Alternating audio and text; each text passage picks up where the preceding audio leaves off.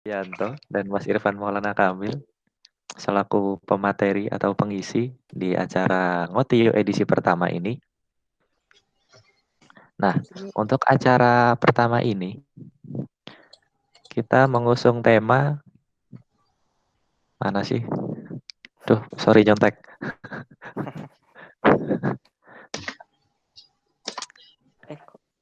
Mana?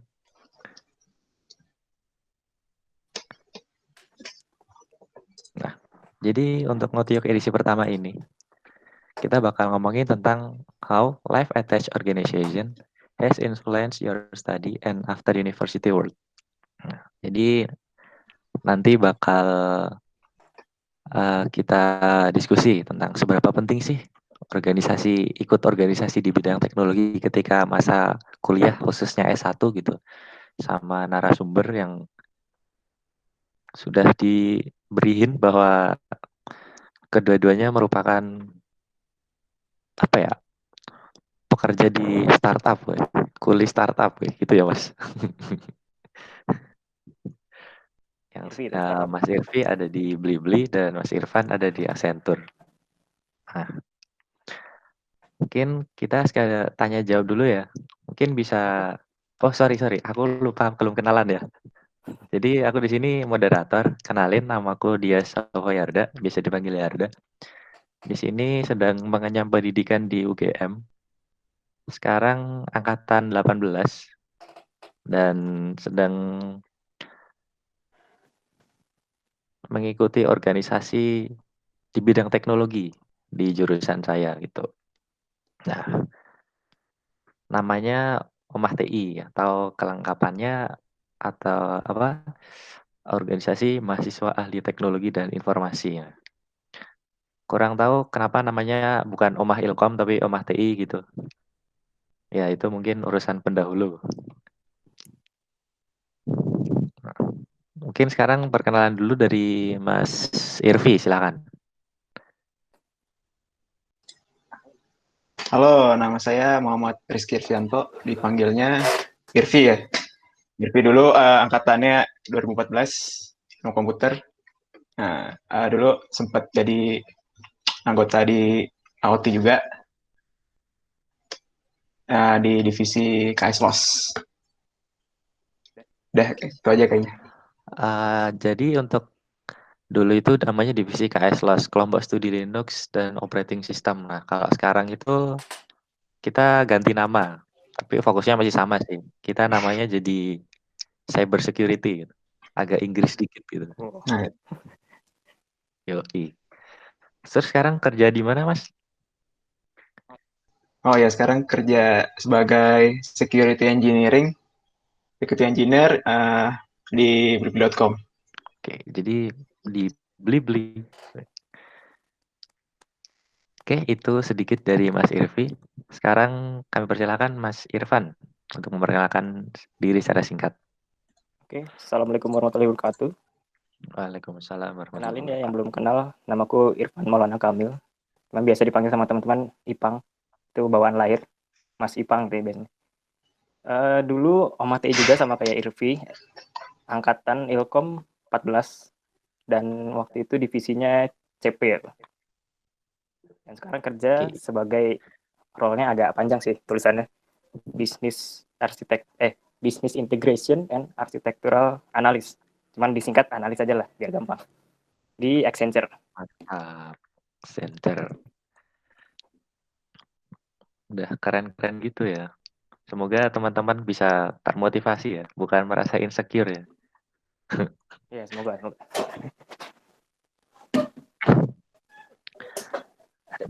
Mungkin langsung masuk ke pertanyaan aja ya, Mas. Ya, boleh.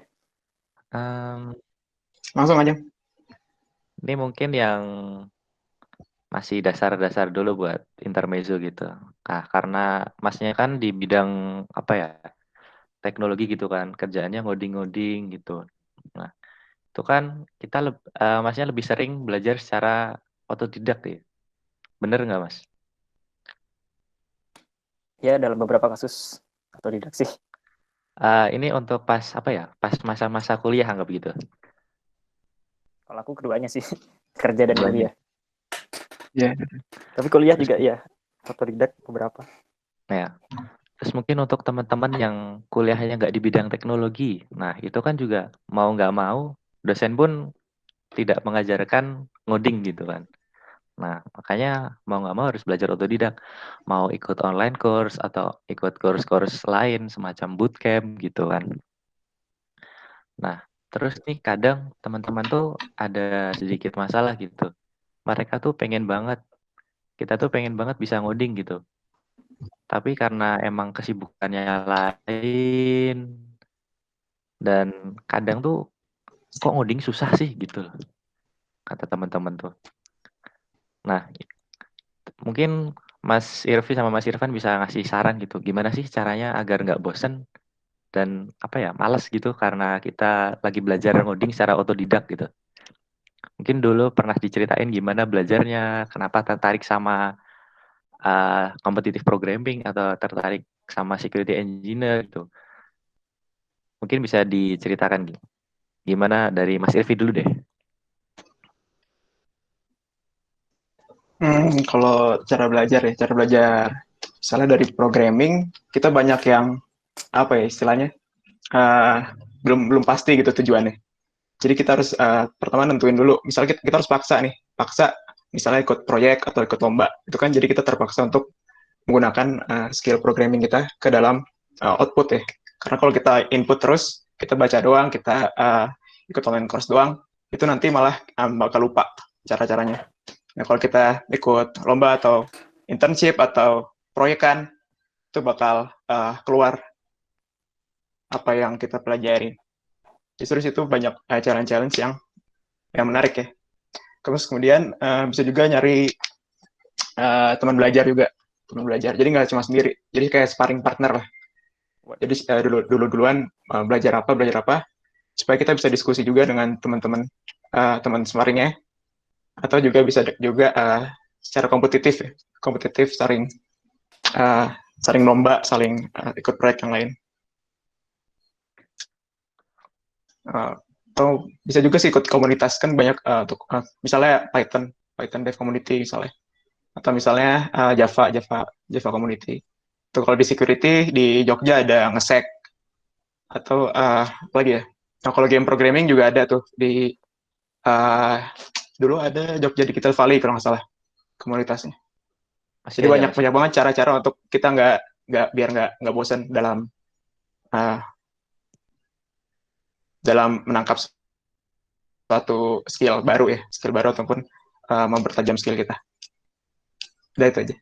Oke, berarti mungkin diintisarikan yang mau disampaikan Mas Irfi yaitu uh, ketika kita mau belajar dan lebih baik itu project based ya Mas. Jadi kita udah nggak cuma ilmu masuk terus, tapi kita langsung praktek gitu. Kita bakal tahu benar kita di mana, salah kita di mana, dan bisa mengevaluasi diri gitu.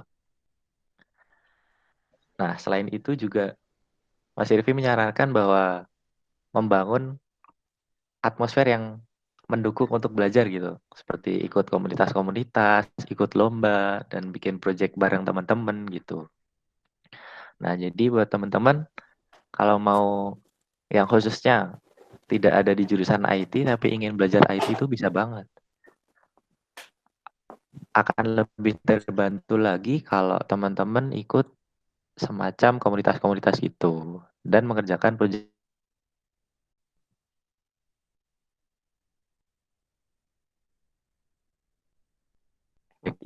Kadang suka bosen atau malah tertantang gitu, Mas. Silahkan, Mas Irfan. Sorry, tadi mati audionya. Boleh diulang? Gimana caranya ngatasin biar kita waktu belajar kita nggak mengalami kebosanan dan males untuk berlatih lagi gitu. Mungkin kalau Mas Irfan kan dulu competitive programming, terkenal dengan soal-soal logika yang susah kan. Kenapa bisa nggak menyerah gitu? Gimana caranya bisa menjaga rasa keingintahuan gitu loh. Tidak Gimana menyerah. Mas? Oke, mungkin sambil ini ya pengalaman pribadi, kalau aku Boleh, sendiri sebenarnya boleh. juga Nah, orang yang cukup apa ya, nggak dulunya kurang konsisten gitu dalam masih, kalau belajar satu itu nggak bisa tekun di satu itu terus. Jadi aku orangnya kayak nyekselok kemana-mana gitu. Ini itu yang pertanyaannya itu juga masalahku dulu gitu. Kalau caranya gimana biar konsisten, mungkin ya bener yang dibilang Irvi tadi sih. Kalau menurutku paling penting komunitas. Jadi kalau kita belajar itu kan bener tadi butuh teman sparring, butuh teman untuk kompetitif, untuk belajar satu sama lain gitu ya. Kita cari masukan dari dia, kita kasih masukan ke dia, itu juga sama-sama belajar gitu ya. Dan itu mungkin untuk membantu selain ikut lomba dan lain-lain gitu bisa kasih target untuk diri sendiri lah. Misal kita lagi belajar apa ya, mobile apps gitu ya. Kita mulai belajar mungkin Januari kasih target lah. Kita mungkin harus bisa bikin model apps dalam bulan sekian sekian sekian. Itu biasanya membantu banget buat evaluasi nanti ketika waktunya datang. Apa yang salah dari pelajaran kita kemarin, terus apa yang kurang gitu. Itu bisa dievaluasi untuk diri sendiri. Cuman masalah yang paling membantu kalau menurutku sendiri ya komunitas sih. Itu sadar nggak sadar loh. Jadi aku orangnya kan dari awal pun ketika ditanya untuk masuk OT ya, ditanya kan biasa ada pertanyaan basic lah. Kenapa kamu pengen masuk OT gitu? Ya aku jawabannya tetap pengen cari teman, teman belajar sih. Karena itu buatku sendiri emang satu masalah yang gede gitu, yang paling berarti di situ. Oh ya, satu lagi mungkin kenali masalah kalian sendiri ya, maksudnya orang kan beda-beda ya, ada yang belajar itu memang bisa tekun gitu, kayak contohnya Irvi lah. Irvi ini orang salah satu orang pinter banget di Ilkom gitu. Aku yakin kalau dia nggak masuk OT pun dia tetap jagonya minta ampun. Cuman ada beberapa orang kan yang ya contoh lah aku lah gitu, maksudnya butuh teman untuk belajar gitu. Jadi mungkin kenali dulu kelemahan kita tuh di mana gitu. Kenapa kita bisa malas, apa yang bisa kita perbaiki dari situ gitu. Mungkin gitu ya. Oke, berarti kalau dari Mas Irfan, poin yang aku tangkap adalah yang pertama paling penting kita kenalin masalah kita. Sebenarnya masalah kita apa sih gitu. Dan sesegera mungkin menyelesaikan masalah itu. Entah dengan membangun komunitas, berteman sama teman-teman yang tujuannya sama, pengen belajar. Itu merupakan sebuah hal yang penting gitu untuk membangun atmosfer belajar gitu. Nah, ngomong-ngomong tentang mencari teman nih, kan kita di sini tentang touch organization atau mungkin secara gamblangnya kita di sini mas-masnya sebagai alumni dari organisasi mahasiswa ahli teknologi informasi atau OMAH TI atau OT lah gitu.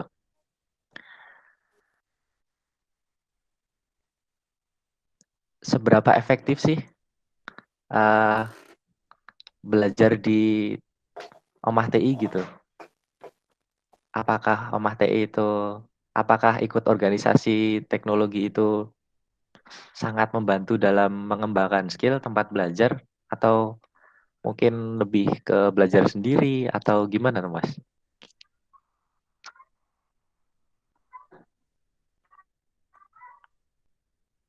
Coba nih.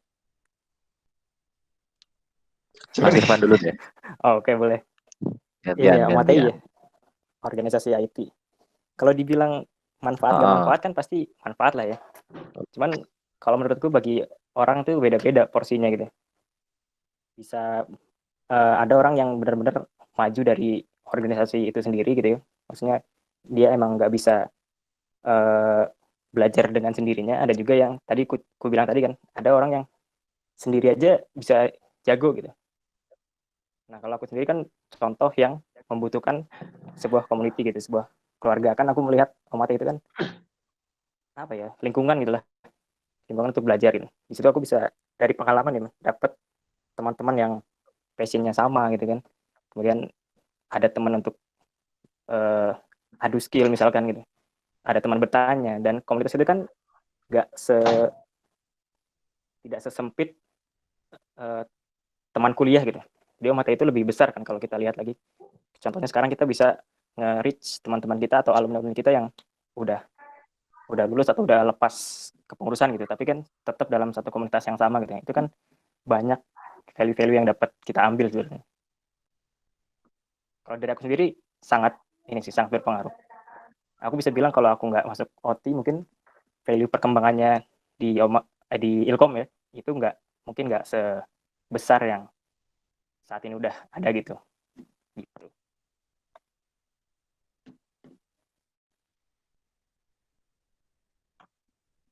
Oke, berarti kalau dari Mas Irfan sendiri emang apa ya, sangat bergantung pada atmosfer kayak gitu kan. Dan mungkin banyak dari teman-teman yang lain kayaknya mempunyai masalah yang sama deh. Butuh teman untuk yang sama rasa gitu. Semua rasa. Sama-sama pengen belajar. Kalau lagi santuy dikit, kebanyakan santuy, ayo belajar. Aku udah Iya, bisa ini, aku udah bisa itu. Jadi kan kayak kerasa pengen, oh kamu udah bisa. Aku jadi pengen belajar gitu. ya, dan itu tuh sadar nggak sadar loh. Untuk beberapa orang secara nggak sadar itu membantu tanpa dia sadari gitu. Ada juga orang yang sadar, wah ini kesempatanku untuk belajar lebih gitu. Itu lebih bagus lagi sih sebenarnya kalau memang udah menyadari kalau dia punya kesempatan di waktu itu. Tapi Aku kalau contoh yang misal sadarnya telat. Tapi kalau misal gini Mas, kita lihat, wah temanku udah bisa ini itu, kok aku sampai sekarang belum bisa apa-apa gitu. Gimana cara mengatasi masalah iri kayak gitu? Bukan iri sih, iri yang baik gitu. Oh, itu gimana kalian menanggapinya? Maksudnya itu kan salah satu poin yang bisa jadi motivasi kan sebenarnya. Kenapa dia bisa kok Iya sih kita Mas. enggak gitu? Kita harus bisa ngejar dia. Intinya ya bukan mental sih, apa ya? Gimana sikap kita nyikapin masalah kita sendiri aja gitu. Dengan adanya fasilitas gitu ya, komunitas itu harusnya kita bisa lebih terbantu sih. Iya jangan ragu untuk tanya juga kan Mas gitu. Ya bisa tanya, bisa Diskusi bareng. Barangkali kita bisa menyerap ilmunya gitu kan. Salah satu contohnya juga kami ini sedang menyerap ilmu dari Mas Irfan dan Mas Irfi gitu. waduh. Karena pemateri berilmu, serap aja teman-teman ilmunya gitu. Nah, itu kalau dari Mas Irfan. Kalau dari Mas Irfi gimana, Mas? Seberapa efektif sih tempat organisasi TI ini, organisasi teknologi informasi ini gitu, sebagai tempat belajar atau mengembangkan Ya, skill gitu. Seberapa terupgrade Mas Irfi sebelum dan setelah gitu? sebelum belum bisa ngapa-ngapain, Pak. Wah, kan berarti sangat berpengaruh kan. Silahkan diceritakan, Mas. Jangan bohong, Vi. Efektif enggaknya kan tergantung orangnya juga ya. Kan tadi benar kata Ipang. Ada orang yang masuk ke komunitas ya jadi pasif atau lebih banyak belajar sendiri. Ada juga yang masuk organisasinya ternyata dia punya kerjaan lain. Jadi waktu di organisasi tersebut sedikit. Nah, itu ada beberapa contoh yang seperti itu. Tapi kalau pengalaman sendiri sangat efektif bagi saya karena untuk banyak teman-teman saya tuh ketemunya di OT. Teman main, teman belajar tuh hampir semuanya dari OT ya kalau saya. Nah di situ tapi tadi Ipang bilang apa Bang? Apa banyak? Oh yang iri ya? Ya itu iri itu kalau di OT tuh harus iri ya biar Ingat biar bisa. teman-teman di OT itu harus iri ya. Ini pesan dari Mas Irfi. Diingat-ingat. Pas kita di OT kan lihat apa tuh ada yang latihan game programming atau latihan web development. Oh itu kita jadi pengen juga kan, pengen juga bisa. Itu yang bisa motivasi kita untuk mendalami berbagai macam hal ya.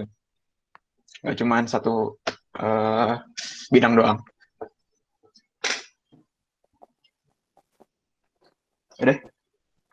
Oke. Itu untuk seberapa ada progresnya sangat signifikan nggak Mas sebelum dan sesudah gitu Mas? Atau ilmunya tambah luas atau tambah dalam gimana Mas? Iya sangat signifikan sih kan. Lama juga kan di OT itu. Ya dari masuk OT semester berapa ya? Dua ya? Oh, tiga ya? Dua ya? Dua. Ya, lumayan. Ya, belum bisa apa-apa kan semester satu kan baru ngikutin kuliah doang. Waktu masuk OT banyak teman-teman, banyak kegiatan. Itu yang diajarin juga yang aku tangkap dari OT juga bukan cuma hard skill doang tapi juga soft skill. Soft skill gimana cara komunikasi antara teman-teman atau bisa juga kita bikin proposal minta dana itu kan juga termasuk soft skill, termasuk juga konflik-konflik yang terjadi dalam organisasi tersebut. Ya, konflik itu pasti ada. Konflik lah yang membuat kita berkembang. Asik. Nah, terus nih ngomong-ngomong tentang komunitas. Emang bener ya, teman-teman satu komunitas tuh tempat yang tepat buat nyari partner jadi entah itu untuk kompetisi ataupun teman curhat, teman belajar gitu atau intern gitu. Bener nggak sih gitu? Dari Mas Irfi deh. Jawabannya simpel ya, betul. Oke, Ya benar. secara detailnya gimana Mas? Kenapa bisa betul gitu? Betul karena banyak dari kita masuk ke satu komunitas atau organisasi itu kebanyakan mempunyai tujuan yang sama ya. Kalau atau enggak ya mirip-mirip lah. Misalnya komunitas Python ya pasti pengen belajar Python kan, atau game pasti pengen belajar game. Dan kalau kita masuk ke OT, misalnya saya milih SLOS ya pasti ya saya suka Linux dan suka cyber security kan. Nah makanya dari situ kita punya teman-teman yang kalau lebih sama tujuannya dan ya bisa kita ajak untuk ke tujuan tersebut. Misalnya dengan lomba kalau saya lomba CTF. Untuk lomba, Udah ya, kalau lomba suka sama anak OT juga Mas, ngetimnya. OT semua. Oh ya. Karena OT semua. Seberapa Ada kelas ya. pasti kadang kalah ya Mas? Seringnya menang ya? Kalah, banyak menang juga. Oh, banyak menang. Win rate-nya berapa? Mulai menangnya di semester berapa Mas? Atau masuk langsung belajar langsung menang gitu gimana Mas?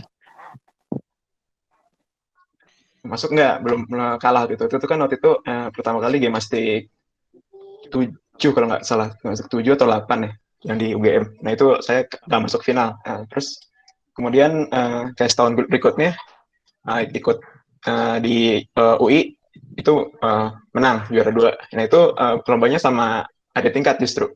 Ada tingkat 2015 Oke, cakep. sama Randy sama Adik Axel. tingkat udah bisa jago. Oke, tuh. Kalau dari Mas Irfi, kalau dari Mas Irfan sendiri gimana Mas? Apa tadi ya pertanyaannya? Apakah punya OT itu tempat buat Oh cari iya, partner lomba atau partner buat belajar atau buat intern gitu bener nggak sih gitu? ya bener sih, kat jawabannya bener sih. Ya, Masalahnya kan kenapa? kita fokusnya itu udah di bidang IT gitu ya. Maksudnya komunitas mana lagi yang passionnya sama kayak itu gitu. Kalau kita memang ngomongin soal lomba prestasi gitu-gitu pasti ya memang sangat tepat di OMATI gitu. Nggak hanya di OMATI sih, maksudnya semua apa istilahnya stake organization ya, organisasi IT gitu. Organisasi organisasi IT. Ya itu sangat tepat sih. Kalau apa tadi aku mau ngomong apa ya lupa. Komunitas itu kan beda-beda. Di OT sendiri aku nganggapnya tuh kayak keluarga banget gitu. Jadi ketika kuliah aku ketemu dengan teman-teman OTI, ketika di dalam kelas kita ketemunya juga dengan dia, keluar kelas kita nongkrong di situ gitu kan, itu sangat mempengaruhi sih. Environment-nya kental banget kalau di aku sendiri. Jadi ya memang kalau dibilang tepat ya emang benar tepat. Habis kalau nggak mau nyari di mana lagi gitu. Kalau aku sih jawabannya gitu ya. Soalnya emang dari namanya udah kelihatan Omah TI ya, sebagai rumah yang menampung teman-teman semua, asik. Untuk belajar dan berkembang bersama. Terus nih, udah jam 8 aja nih. Nah, selain ikut organisasi IT nih, kan pasti ada nih organisasi lain. Apa bedanya ikut organisasi IT sama yang nggak ikut organisasi IT gitu? Nggak ikut tuh maksudnya organisasi lain tapi tidak IT gitu. Organisasi lain yang nggak IT gitu. Apakah beda di hard skill atau beda di soft skill atau bedanya seberapa jauh gitu? Mungkin dari Mas Irfan dulu deh. Ikut organisasi apa Mas waktu kuliah Mas? Selain di OT?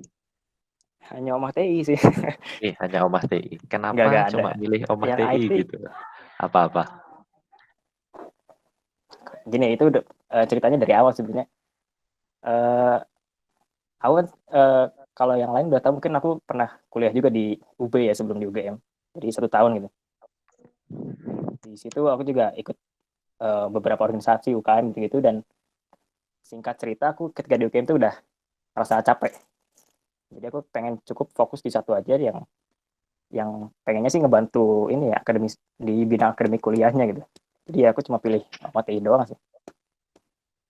Kalau dibilang beda apa enggak sama yang lainnya, jelas beda topik pembicaraan ya kan.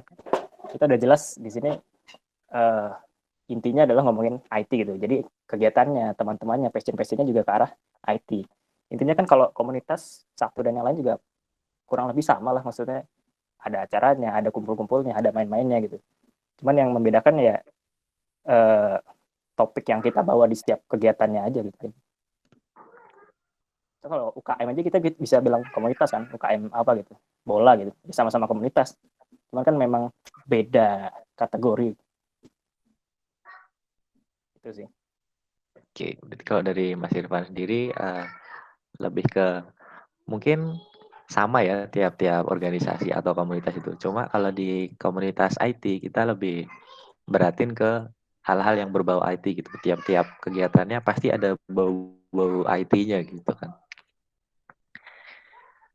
Kalau dari Mas Irvi, gimana nih Mas? Di waktu kuliah ikut organisasi apa aja Mas? Ikut, kayaknya OT doang. juga. Itu doang. Ipang ikut ini kalau nggak salah. Komatik ya bang? Iya, tapi IT juga. Komatik kan? Ya, komatik sama Ya IT juga. Tapi NIC kan lah. ya, bukan ya NIC ada NIC. Dulu ada masih ada, udah nggak ada ya? Sekarang ada sih. Dulu tuh ada Nokia. Oh, udah nggak ada. Bukannya ganti nama Nokia ya? apa gitu? Innovation Center. Ganti nama, sempat ganti nama. Iya, Innovation Center.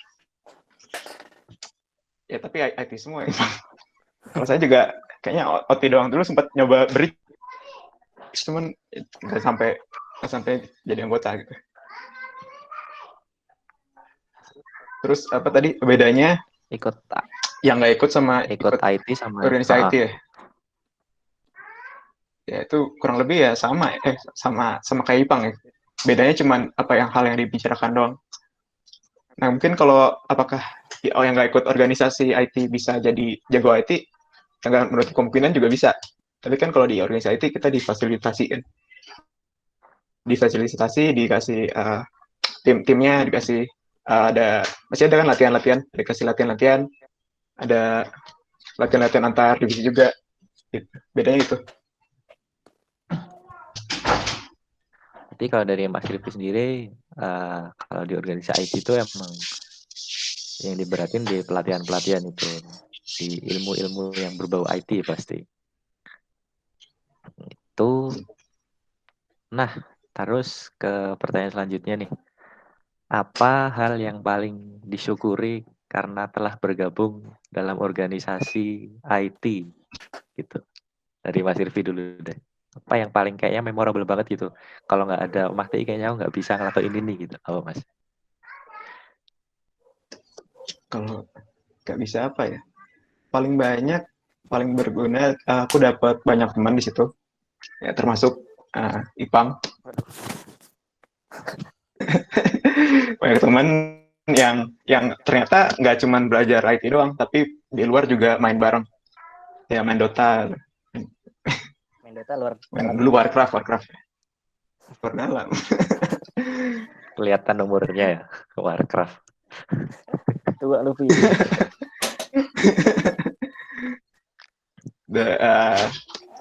Dan itu berlanjut sampai setelah dari OT ya, sampai sekarang juga masih kontak-kontakan.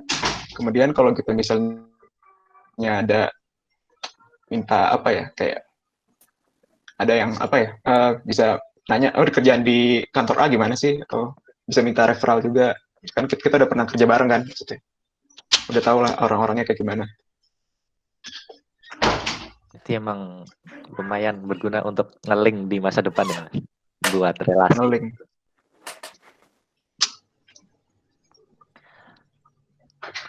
Kebanyakannya juga alumni-alumni OT ini rata-rata emang nyebar nggak sih, Mas? Ada yang ke startup ini, startup itu. Iya, Pasti Emang nyebar. bener sih, pasti nyebar. bisa jadi referral juga lumayan juga nih. Mungkin bisa buat teman-teman tuh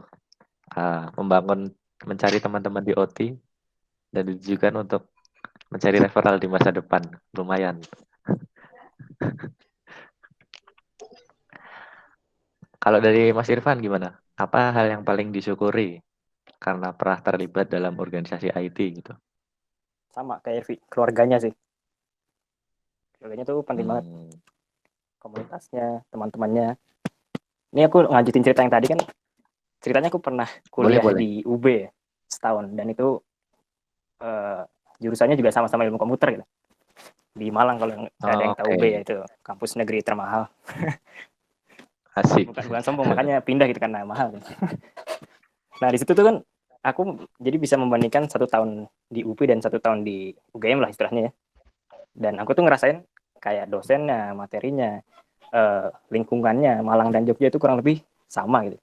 Dan yang membedakan cuman di OT. Aku bisa bilang kayak gitu sih. Aku bisa bilang perkembanganku setahun di UB dan setahun di UGM tuh lebih gede di UGM jelas karena aku masuk OT di semester 2-nya gitu. Karena di situ ya harus pulang lagi ya ketemu teman-teman yang satu passion gitu, banyak ngebantu aku juga di sana kan, terus kemudian banyak Sorry Mas, senior motong senior bentar. ya. Kalau di UB tuh ikut organisasi yang IT juga nggak apa gimana? Ikut Waktu di di UB sana. ikut. Bisa dibilang ikut juga enggak sih, kan di sana tuh modelnya organisasi cuma bisa diikutin dari tahun kedua ya, jadi belum sempat gitu. Oh iya Cuman aku iya iya. sempat ikut kayak masuk sekre, kalau kalian tahu namanya Rayon tuh di UB kayak Hah? komunitas apa ya, game developer gitulah, tapi cuman cuman Oh cuman main-main doang, nggak, belum benar-benar masuk seleksi gitu. Jadi di sana oke oke. organisasinya belum terlalu tertata rapi kayak OT sih sebenarnya. Jadi masih pecah-pecah Hmm, gitu. Ada fotografi, mm-mm. ada apa gitu. Kalau di sini Oke. kan lebih enak ya, sentral gitu OT. Iya. Lanjut lanjut Dan yang tadi. Sorry motong. ya dan itu yang paling disyukuri sampai sekarang ya, keluarganya sih, lingkungan teman mainnya gitu. Itu kayaknya kalau nggak masuk OT itu kayaknya bukan lebih-lebihkan, maksudnya kayak agak hambar aja gitu, teman-temannya mungkin nggak sebanyak sekarang, relasi-relasinya gitu banyak terbantu dari mereka juga kan, sampai sekarang loh, maksudnya masih main sama mereka tuh sampai sekarang juga gitu. Tuh Keren sih mungkin OT. buat teman-teman tuh relasinya bukan relasi yang main-main, relasi yang sangat skillful teman-teman dari OT ini. Iya, di selain berteman juga kan mereka jago-jago gitu kan, banyak input yang bisa kita masukin ke kita juga gitu ya. Mantap mantap. Tuh ada lanjutannya Mas Udah ceritanya? Oke. lanjutan nanti deh. Terus ini nih. Dua part dua. Tadi kan kayak Om Ahte itu sangat berpengaruh gitu kan ke perkembangan hard skill gitu. Nah, seberapa bermanfaat ilmu yang didapetin bersama OT pas dipakai di kelas gitu, lagi perkuliahan gitu. Seberapa guna ilmu yang didapat di OT untuk matkul-matkul yang ada gitu di prodi, khususnya ilmu komputer gitu. Mungkin dari Mas Irvi dulu deh. Di prodi ya. Mungkin apa yang kita pelajari di OT juga termasuk irisannya di kuliah juga. Tapi irisannya ya kayak irisan diagram frame gitu yang tengah-tengah lah. Jadi nggak semua yang Ah, dipelajari di OT nggak ada di kuliah, yang dipelajari kuliah nggak semuanya dipakai di OT. Tapi di OT kan kita belajarnya applied ya, applied ya praktek, applied. praktek. Dan menurut aku itu ngebantu banget karena kan bidang aku kan security kan, berarti security HSLOS uh,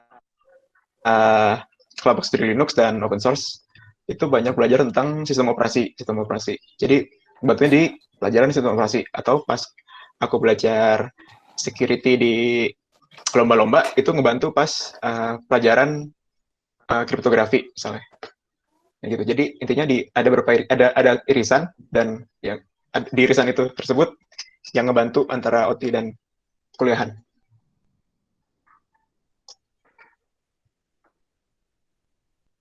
Udah, yes. Kalau mungkin dari matkulnya sendiri apa ya? masuk matkul ini langsung paham gitu tanpa dengerin gitu, yang udah didapat di OT gitu, ada nggak yang langsung bisa Ya, ngikutin ya gitu? pasti ya, biasanya kalau di kuliah kan lebih teoretik ya, lebih dalam. Heeh. Kalau di OT lebih applied. Kemarin sih apa pas matkul kriptografi ya. Ada nggak, masih ada nggak Masih pas kriptografi. matkul kriptografi? Itu matkul yang lumayan membantu ya berarti. Membantu. Sangat malah, Atau bisa juga yang basic-basic. sangat membantu. Terus kalau dari Mas Irfan gimana Mas? Seperti tadi kan katanya Mas Irfan yang masuk ke OT buat belajar juga. Nah itu beneran nggak? Bener sangat membantu atau gimana Mas? Benar sih. Tapi memang tergantung bidang ilmunya masing-masing ya. Kalau aku CP mungkin pelajaran yang paling dekat sama CP ya ASD dulu mungkin dulu ya. Yang lebih basicnya ASD dulu, kita CP belajar ASD lebih dulu gitu istilahnya. Jadi ketika di kuliah ASD kayak ya udah dilatih sama mas-mas kita kemarin gitu. Itu membantu. Terus kalau bidang ilmunya kan macam-macam ya. Jadi ya tergantung mata kuliahnya juga. Ada yang membantu, ada yang enggak juga sih sebenarnya kalau menurutku. Tapi di kuliah kan kita juga terbantu sama teman-teman kita ya di komunitas. Kayak sekarang masih ada tutor-tutor gitu nggak sih? Masih. Tutor UAS, UTS gitu. Masih ya? Masih. Nah itu kan juga lumayan kita terbantu sama teman-teman kita gitu. Jadi kalau pertanyaannya membantu apa enggak, ya membantu. Simpel sih jawabannya.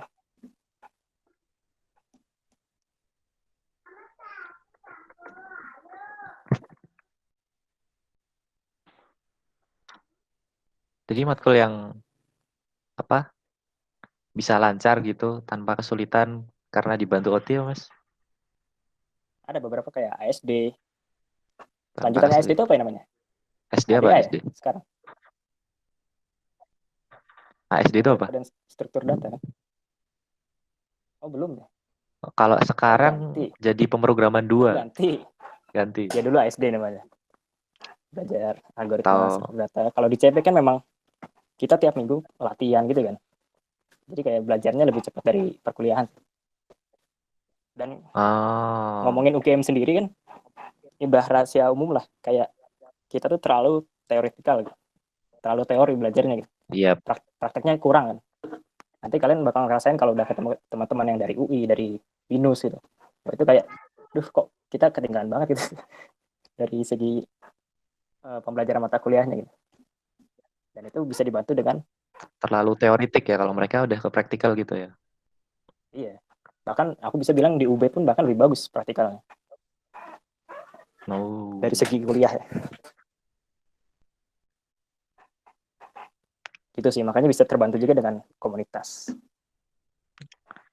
karena emang di UGM kebanyakan teoritikal, makanya join ke OT biar bisa mendapatkan praktikalnya dikit-dikit gitu. Ya itu bocoran. Kalau kalian kan nggak tahu kan, belum bisa membandingkan kan mungkin ya sekarang. Cuma ntar Iya lama-lama sih kelihatan mungkin ya. gitu sih. Nggak tahu, mungkin sekarang udah lebih bagus kali ya. Kalau dulu yang aku rasain sih gitu. Hmm. Bukan berarti jelek ya, maksudnya kurang aja gitu.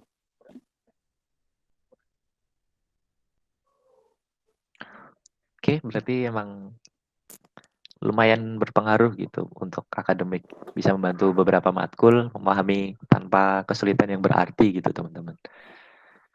Terus nih,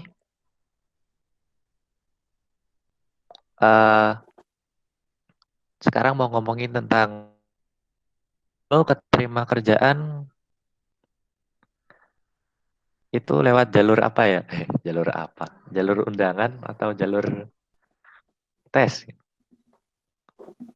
Dari Mas Irfan dulu deh. Mungkin bisa dijelasin kenapa masuk ke Accenture dulu deh. Accenture tuh apa sih gitu? Sekalian promosi dikit-dikit boleh, silahkan. Masih boleh ya. Jadi Accenture tuh perusahaan, dia pusatnya di luar sih, multinasional gitu. Dia fokusnya ngasih service dan solution ke klien. Jadi semacam consulting sih, kalau kalian tahu modelnya consulting ya. Kalau masih belum paham juga, semacam outsource lah. Jadi kita ngasih tenaga kita untuk ngasih solution ke klien-klien yang dipunyain sama Accenture gitu. Kalau aku masuknya sendiri lewat jalur tes, dulu lewat lewat apa job fair yang di UGM itu namanya apa? Tahu nggak? ECC. ECC, iya ya. Yang di GSP itu aku lewat GSP, naruh CV di situ. Tesnya juga langsung di Jogja, langsung wawancara juga di Jogja di situ. Dan ya udah, keterima. Dan itu kerjaan pertama aku. Jadi aku juga sebenarnya nyebar-nyebar CV kemana-mana, cuman alhamdulillahnya keterimanya di situ, ya udah di jalan. So far so good. Kalau bidangnya sendiri kenapa milih yang bidang bisnis and arsitektur apa itu tadi? Nah, itu bidang itu Analis. sebenarnya nggak dipilih. Jadi Oh Accenture itu gitu. agak aneh. Dia kan bukan startup ya. Jadi karena dia modelnya outsourcing, jadi Company dia ya? tuh ngerekrut sebutuhnya dia. Beda sama kayak Tokopedia dan startup lain kan misal butuhnya spesifik backend developer lah, front end developer, atau security kayak IRP gitu. Kalau Accenture tuh dia modelnya enggak. Misal dia proyeknya lagi butuh web developer, ya dia ngerekrut fokus nyari yang web developer gitu. Jadi Oh gitu. sekali kita tes tuh tesnya macam-macam. Jadi kayak sekaligus plus one test itulah istilahnya. Aku nggak daftar ke posisi itu ya, karena memang ditempatkannya ke situ aja. Kalau kemarin tesnya dapat tes apa gitu? Ngoding kah atau dapat masalah apa gitu, problem solving gitu? Tesnya ya problem solving sih, basic logic sama ada yang advance sedikit. Terus ada yang biasanya dasar-dasar semua yang SQL, terus table-table masalah ya query-query gitu, terus ada codingnya sedikit, masalah logika gitu. Jadi kayak beberapa di tesnya agak agak general kalau Accenture, nggak spesifik ke salah satu bidang gitu. Berarti emang tergantung perusahaannya ya, tipe perusahaannya kayak gimana dan Itu untuk penerimaannya Accenture. mungkin juga Kalau yang lain beda-beda. mungkin lebih spesifik sebenarnya. Hmm. Nah kalau ini ada yang tanya nih, kalau di analis tuh kerjaannya ngapain aja ya? Analis. Jadi Oh, oh. kan judulnya tadi Business Integration and Architectural Analysis. Jadi sebenarnya tujuan utama role-nya itu dia menjembatani antara bisnis dengan teknikal. Jadi ketika klien punya masalah bisnis apa, kita sebagai penengahnya gitu, solusi apa sih yang paling tepat, teknologi apa yang harusnya dipakai di sini gitu. Seharusnya seperti itu ya. Cuman dalam proyekku sekarang aku lebih ke semi full stack developer sih. Agak ke front end sama back end developer. Memang agak aneh sedikit, jadi agak nggak nyambung sama role-nya sebenarnya. Kalau dari role aslinya kan berarti kayak mediator gitu ya antara Ya, orang yang udah expert sama orang awam gitu. ya. Jadi kalau bisa dibagi dua tim di Accenture tuh ada tim consulting sama tim teknologi. Teknologi yang bagian motornya lah, mau dibikin sistemnya gitu. Kalau tim consulting yang urusan ke kliennya, face to face ke klien, dia yang memasarkan kita tuh bisa apa, mereka butuhnya apa, negosiasi dan segala macam. Dan yang roleku harusnya di tengah-tengah itu, di antara duanya. Oke, cukup menarik ya sepertinya. Mati ya kamera.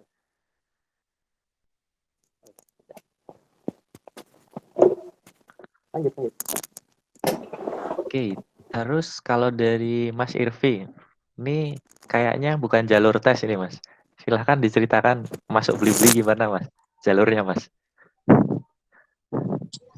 Jalur Oh undangan. iya, kok bisa dapat jalur undangan gimana Mas? Ceritakan Mas. Dulu tuh ada program namanya Future Program. Nah itu aku ikut itu. Jadi ya setelah ikut itu nanti bisa langsung keterima di BD. Ikut program Future itu tuh Program. tahun keberapa? Tahun ke 2017 itu tahun ke berapa tuh? Tahun ketiga, empat ya? Tiga kayaknya, tiga akhir. Ya, tahun ketiga deh. Setelah KKN tuh ikut. Mungkin bisa Ya kan? sedikit ceritain Mas secara singkat programnya tuh ngapain aja sih gitu. Kok sampai lulusannya bisa dapat undangan gitu. Programnya tuh dibagi dua ini dulu ya, dua jalur. Jadi ada jalur developer sama jalur infrastruktur. Nah, aku ikut yang infrastruktur. Kebetulan waktu itu di infra sebetulnya nggak bisa langsung ke security, cuman karena di situ aku nunjukin bahwa suka banget sama security, akhirnya dibolehin untuk loncat ke tim security pas sudah diterimanya. Jadi itu ada 2 tes. Tes terakhir tuh langsung minta untuk pindah ke situ. Bukan minta sih, dikasih. Emang kalau jalur undangan beda, teman-teman. Untuk ikut program itu susah nggak sih, Mas? Aku agak lupa ya. Susahnya di tengah-tengah sih, karena harus ada proyeknya. Jadi kalau untuk masuknya, waktu itu cuma ya kayak wawancara kerja biasa ya. Tapi tanpa ada coding test gitu-gitu nggak ada waktu itu. Jadi cuma kayak tes TPA gitu, kemudian wawancara, terus masuk. Kemudian setelah itu kita dapat kayak homework lah, PR untuk kita kerjain. Nah itu nanti yang akan dites kita lolos atau enggak. Oh, seperti itu. Mungkin bisa dicontoh ini tipe-tipe Mas Irvi. Jadi kita bersusah-susah ketika kuliah, pas sudah lulus langsung masuk gitu. Itu bisa juga kita ikut intern di perusahaan mana, itu akan membantu banget. Karena bakal dicari lagi tuh, kalau kita misalnya kerja bagus, bakal dicari pas kita udah lulus. Bisa juga intern berarti ya. Nah, terus selain ngoding nih, kira-kira apa sih yang bikin seseorang itu bisa diterima di sebuah startup atau company? Apa ya? Kayak hal-hal mendasar yang harus dimiliki gitu, yang sekiranya HRD itu bakal nerima gitu, Mas. Mungkin lebih ke detailnya sih, kayak apakah kita harus menguasai sebuah framework atau kita harus punya kemampuan wawancara yang bagus, kemampuan public speaking yang bagus, atau komunikasi yang bagus, atau gimana sih sebenarnya gitu? Atau kita fokusin di hard skill gitu, gimana Mas? Kalau Mas Irvi? Tadi sama Mbak, sebenarnya yang nilai itu nggak cuma HRD, tapi ya, timnya juga nilai untuk kita masuk atau enggak. Nah, untuk tahap awal kan kita beli CV kan ya. CV itu apa sih yang dilihat? Yang dilihat itu kontribusi kita apa.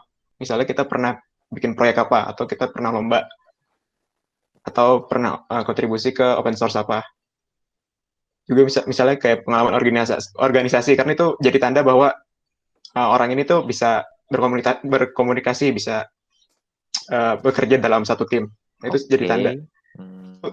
Bisa lolosin kamu ke tahap interview. Nah, kalau di interview itu yang dinilai itu problem solving, kemudian pengetahuan kita tentang subjek daripada kerjaannya, dan juga attitude. Nah, itu yang biasanya dilihat sama timnya.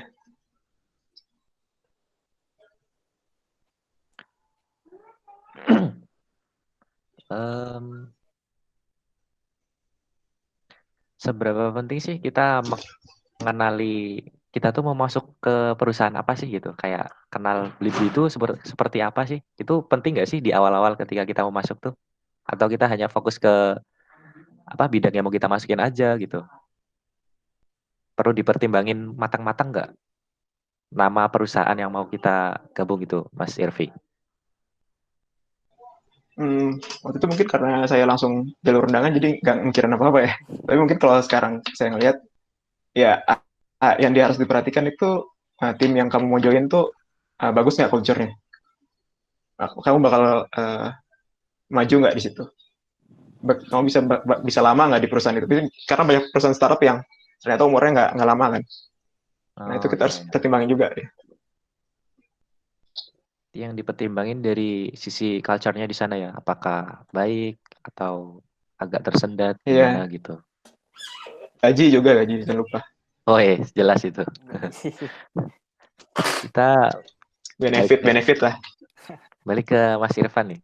Kalau dari Mas Irfan sendiri kan jalur tes kan. Nah itu apa yang perlu dipersiapin biar recruiter tuh tahu bahwa oh ini kayaknya kita harus nerima ini gitu. Kira-kira apa yang menjadi nilai plus dari Mas Irfan gitu? Spesifik ke aku gitu. Enggak lah, mungkin kalau aku juga kan pengalaman beberapa kali ikut tes di tempat yang lain gitu ya, startup. Yang paling dinilai ya pasti terutama satu, skill di bidang yang kita apply gitu ya. Misal developer ya, kita harus bisa ngoding, pasti gitu kan. Mungkin di sisi lain kita juga harus bisa ilmu komunikasi. Apakah nih anak nih bisa diajak kerjasama apa enggak gitu. Dia mau belajar lagi apa enggak gitu. Itu sebenarnya penting sih, dinilai banget sama rekruternya gitu. Selain sisi hard skill-nya yang ngodingnya. Kalau kita ngelihat lulusan ilmu komputer bisa ngoding mah udah biasa kan ya. Pasti gitu orang yang dipelajarin itu gitu kan. Iya. Tapi di sisi lain komunikasi biasanya ada beberapa yang lag di bagian itu gitu mungkin. Itu nilai plus juga sih. Kalau masalah framework gitu-gitu itu nilai plus aja sih kalau menurutku. Sebenarnya kalau beberapa perusahaan kalau bisa mengetahui si orang ini kayaknya bakal bisa belajar dengan cepat walaupun sekarang masih terbatas gitu ya, bisa-bisa aja keterima. Nggak selalu harus yang jago banget.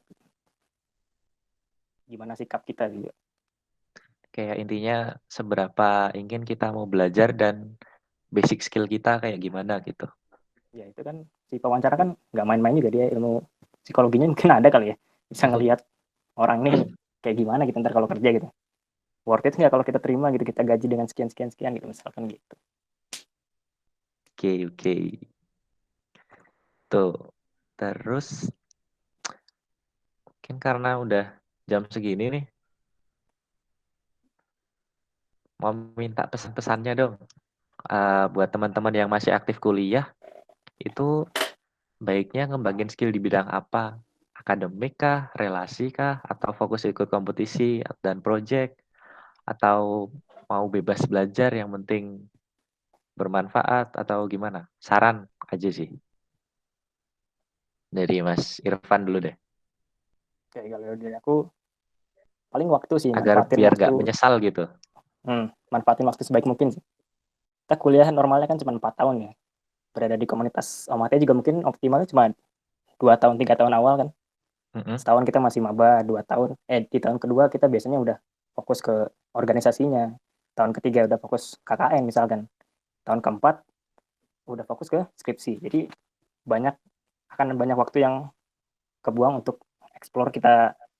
Kalau kita nggak manfaatin waktu sisa-sisanya itu masih kurang banget sih kalau menurutku. Jadi manfaatin waktu sebaik mungkin. Dan kalau untuk ilmunya, bicara soal ilmu komputer kan luas banget ya. Ilkom tuh nggak hanya ngoding gitu. Bidangnya ada banyak Yep. banget. Dari OT pun sekarang berapa divisi? 7, Ada 8. 8, ada tambahan game dev Oh ya, game tahun dev lalu. dari pas Adi itu ya. Iya, Nah itu kan 8 itu kan masih kecil lah dibandingkan ilmu komputer pada umumnya gitu. Masih banyak bidang-bidang yang kita nggak pelajari di kuliah maupun di OT gitu. Nah itu mungkin di tahun pertama ya, kalau saranku mungkin bisa dicari dulu ilmu komputer tuh seluas apa sih. Dan di tahun kedua mungkin kalian harus menekuni yang kalian suka dan bisa gitu. Jadi ada porsinya setiap tahun kalau menurutku sih. Satu, kita melebar, kita cari ada ilmu apa aja di ilmu komputer gitu. Dan kedua, cari fokusnya yang biar kita ada expertise-nya di satu bidang gitu.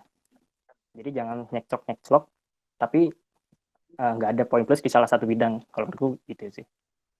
Soalnya nanti di tahun ketiga dan keempat, aku yakin pasti udah fokusnya beda-beda lagi. Jadi waktu itu penting kalau menurutku. saran yang sangat worth ya buat teman-teman Dan satu semua. lagi, sadari kesempatan kalian di Omate. Tadi bilang berkali-kali kan di Omate itu ada value-nya, bermanfaat, sadar dan nggak sadar gitu. Jangan sampai sadarnya itu telat. Oke. Jadi kalau Buat kalian teman-teman sadar kalau yang kalian punya 18 dan kesempatan gitu, 19 silakan nih. manfaatin sebaik mungkin. Iya, Ambil dari ilmu dari manfaatin waktu. mas-masnya semua gitu. Mas-mas dan mbak-mbak ya. Sekarang masih ada ceweknya kan ya? Dulu kan Oh, masih. krisis memang ilmu komputer. Krisis wanita. Mungkin ini buat yang teman-teman ilmu komputer ya. Mungkin untuk buat yang teman-teman non ilmu komputer atau non IT bisa aku translate jadi kalau tertarik sama bidang IT, teman-teman lihat dulu di bidang IT itu ada bidang apa aja sih gitu. Dan teman-teman bisa explore secara luas gitu. Ada bidang security, ada bidang data, ada bidang web, ada bidang apps, ada bidang banyak lah. Nah, teman-teman bisa explore dulu. Nah, terus habis itu teman-teman suka apa gitu dan bisa apa gitu. Nah, teman-teman sukai dan bisa. Nah, itu bisa dilanjutin ke depannya. Nah, barangkali bisa bisa aja kan Mas lebih pro dari anak-anak Ilkom, anak non IT gitu. Bisa, bisa. Bisa banget Orang tuh. kursus aja jago kok. Orang mau jago nggak harus kuliah kok. Orang mau jago nggak harus kuliah, yang penting belajar ya Mas. Ya, belajar. Ilmu tuh ada di mana-mana. Sekarang kan internet, otodidak gampang. Udah dipermudah sebenarnya. Gimana kitanya kan? Iya, nggak usah kuliah. Itu teman-teman ya, buat yang non IT jangan malu atau jangan takut buat belajar ngoding gitu. Karena ilmu itu udah emang ada di mana-mana dan teman-teman bisa dapetin gitu. Asal cara belajar teman-teman tuh benar-benar niat dan efektif gitu. Nah, buat teman-teman yang ilmu komputer, terus jangan ngerasa takut. Kita punya privilege di sini. Kita sudah belajar ngoding dari awal. Masa kita kalah sih sama mereka? Nah, gitu. Disinilah kita saling berkompetisi dan saling berkolaborasi gitu. Oke, itu dari Mas Irvi dan Mas Irfan. Sekarang dari Mas Irvi, mungkin buat pesan-pesan yang teman-teman masih kuliah, baiknya fokusin di bidang apa atau gimana cara belajarnya gitu, biar nggak menyesal di kemudian hari atau pas sudah lulus malah mikir, aduh kenapa aku dulu nggak kayak gini ya gitu. Apa Mas? Eh, Tadi Ipang bilang nyari bidangnya dulu kan. Apa? Untuk tahun pertama mungkin kita bisa general, kemudian tahun kedua udah mulai nyari mau bidang apa. Nah ini kita bisa juga, misalnya kita bikin lihat endingnya kita mau jadi apa. Benar. Kamu bisa Soceng, nah Soceng tuh social engineering, buka LinkedIn, terus cari tuh job-job yang lagi hot tuh apa, atau yang orang-orang tuh jobnya apa aja sih. Nah dari situ bisa kita mundur dari endingnya apa, kemudian kita mundur untuk mencapai ke ending itu gimana caranya. Nah untuk skill, ya tadi benar banget kata Ipang, ada general dan ada spesifikasi. Itu kalau ada istilahnya namanya skill huruf T ya. Skill huruf T, jadi yang ini yang bawahnya ini skill-skill fundamental. Kalau misalnya kamu mau jadi software developer berarti programming. Terus kemudian database, operating system. Atau misalnya kalau security berarti cryptography. Apalagi operating system lagi, terus basic programming. Kalau misalnya data scientist, statistik, data sendiri. Kalau game programming berarti kan 3D kan, 3D model, atau misalnya gimana cara 3D itu bekerja, atau yang 2D grafik, grafcom lah. Nah itu yang harus kita perhatikan, itu yang skill huruf T ini ada spesifikasi di sini. Mungkin memperdalam lagi, mempersempit lagi, bisa jadi untuk bidang security misalnya fokus di kriptografi doang, atau misalnya fokus di reverse engineering, atau banyak ya ininya bidang-bidangnya. Atau misalnya di software developer, misalnya software developer untuk apa? Misalnya untuk sekarang lagi hotnya blockchain, misalnya software developer untuk blockchain. Nah kayak gitu. Jadi untuk uh,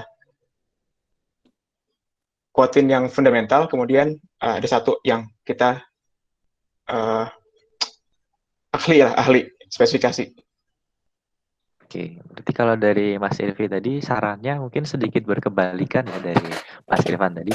Kalau dari Mas Irvi ini lebih ke kita lihat tujuan akhirnya dulu, terus kita tarik ke belakang gitu.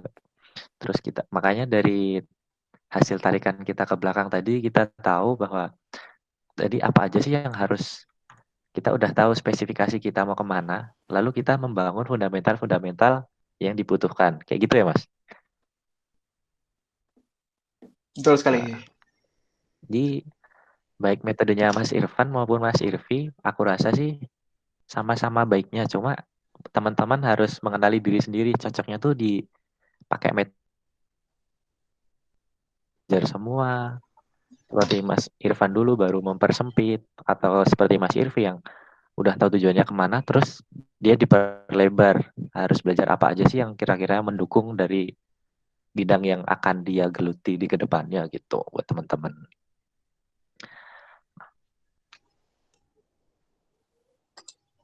Terus mungkin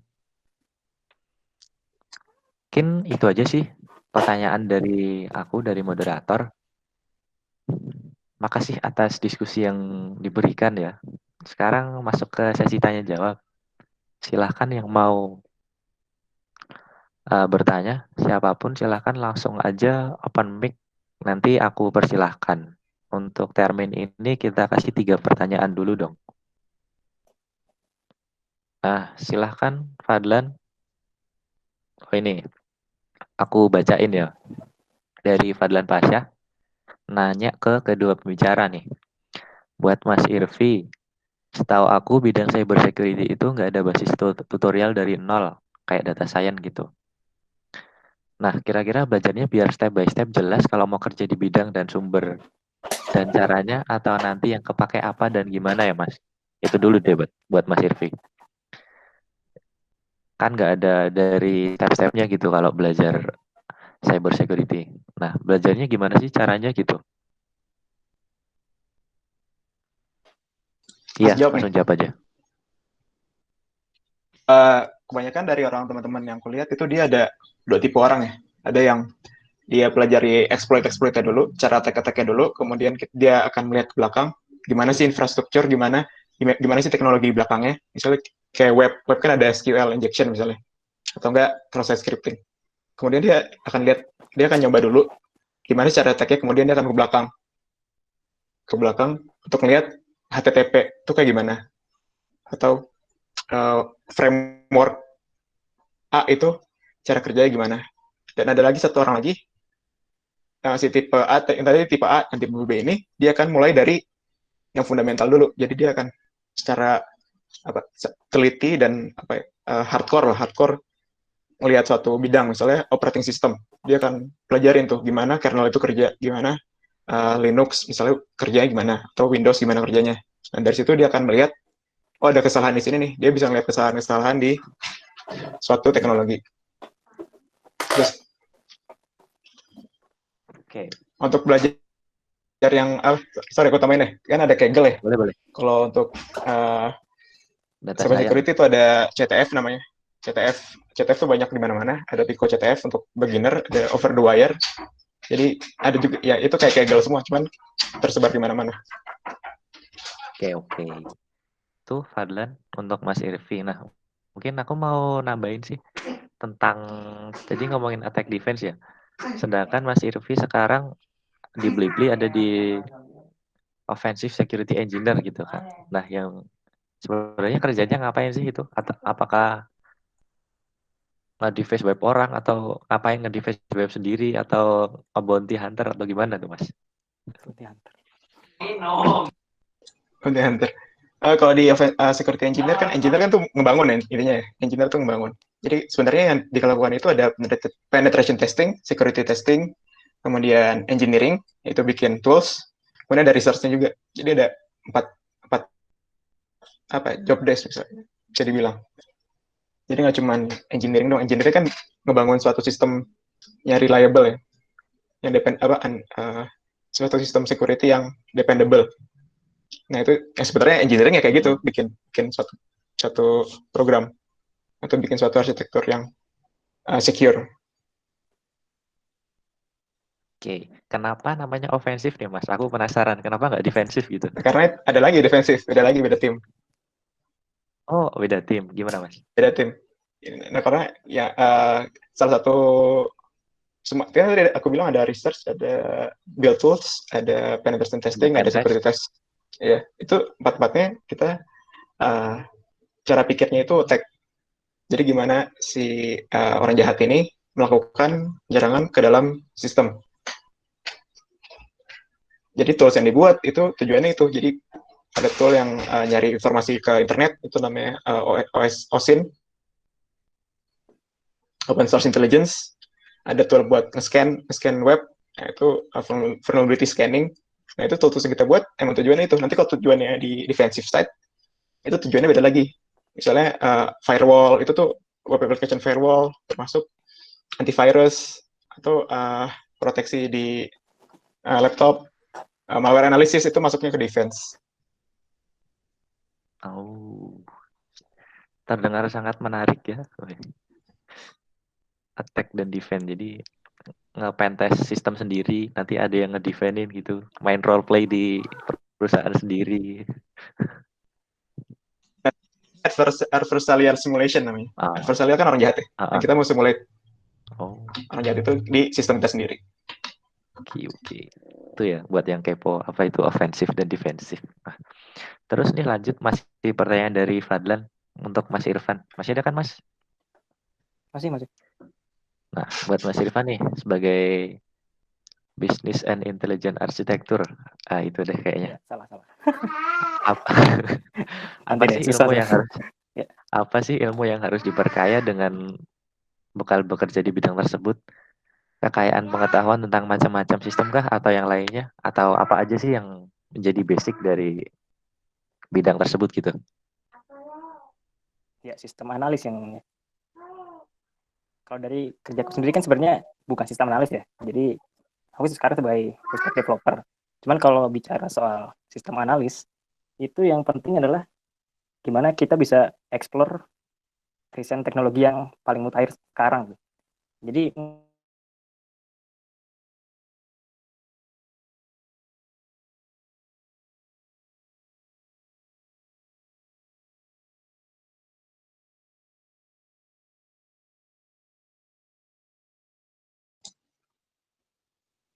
Internetnya hilang ya? Kayaknya iya deh. Yes. Masuk, Oh, masuk. Ipang Iya. berarti yang hilang. Tuh. Mungkin sambil nunggu Mas Irfan, mungkin ada yang mau pertanyaan lagi?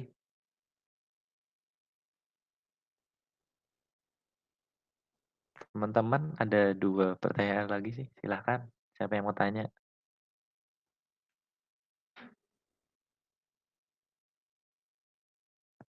Oh, ini dari Mas Raffi. Tips menghadapi OSCP dong Mas Irvi. Nah, mungkin bisa dijelasin nih buat teman-teman nih yang mungkin tertarik sama bidang security nih. OSCP itu apa sih? Terus buat apa gitu? Nah, coba aku Mungkin jelasin bisa dulu ya. dijelasin.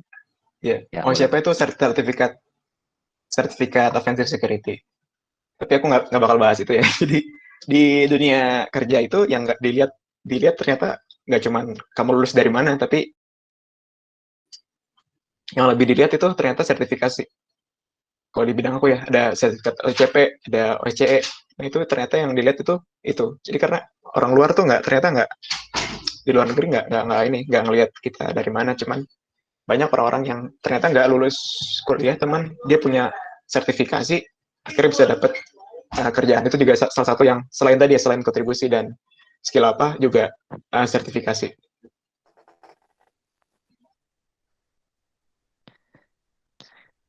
Jadi semacam sertifikasi gitu ya, Mas. Kalau yang lain juga ada sih kayaknya.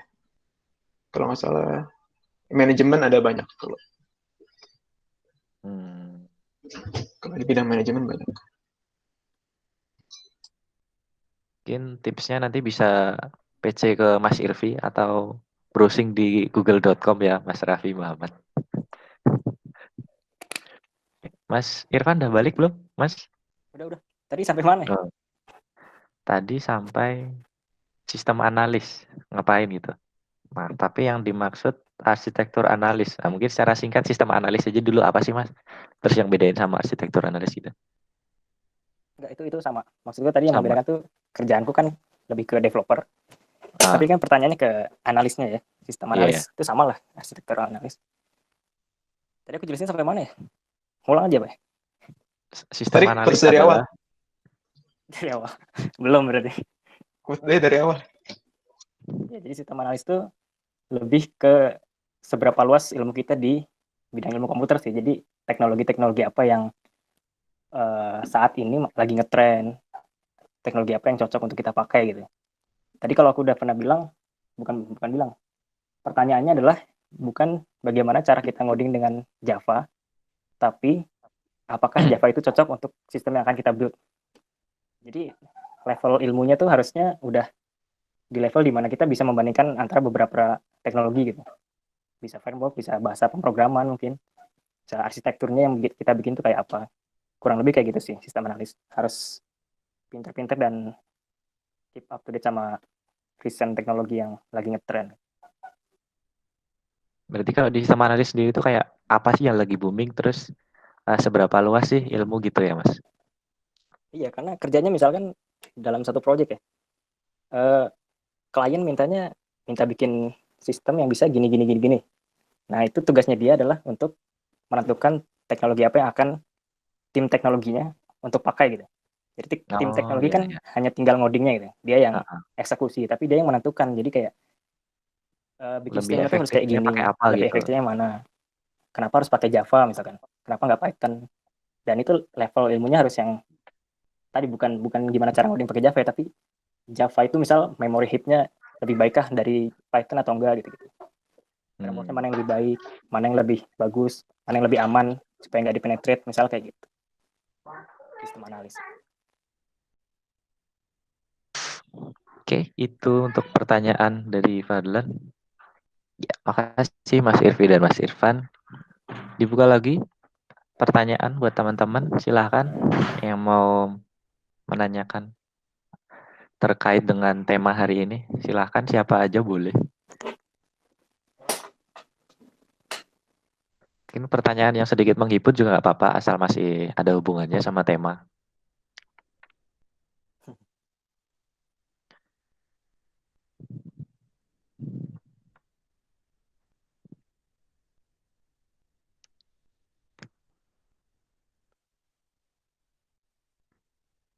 Ini banyaknya angkatan berapa sih? 18 ya? Iya, yang aktif sekarang 18 sama 19.